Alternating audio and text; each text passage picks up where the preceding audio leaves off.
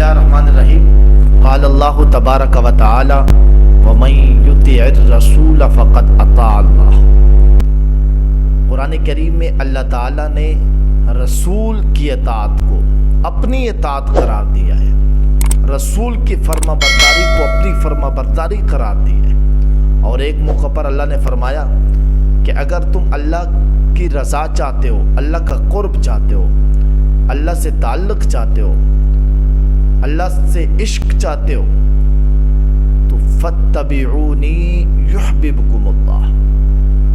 محبوب میرے پیغمبر کی اتباع کرو، اللہ تم سے محبت کرے گا، اللہ تم سے عشق کرے گا، اللہ تمہارے قریب ہوگا، اور یغفر لکم ذنوبکم، صرف اللہ کا قرب تمہیں نہیں ملے گا بلکہ تم سے جو گناہ ہوئے ہیں اللہ تعالیٰ وہ بھی بخش دے گا۔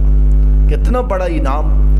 لیکن آج لوگ اطاعت کے بجائے رسول کی نافرمانی میں لگے ہوئے ہیں، سنت پر عمل کرنے کے بجائے رسول کی سنتوں کی دھجیاں اڑے رہی ہیں، رسول کی سنت کو ترک کیا جا رہا ہے اور یہود و نصارہ کے قانون کو اپنایا جا رہا ہے، ان کے طرز طریقے کو اپنایا جا رہا ہے۔ اس لیے ربیع الاول کا پیغام سنیے۔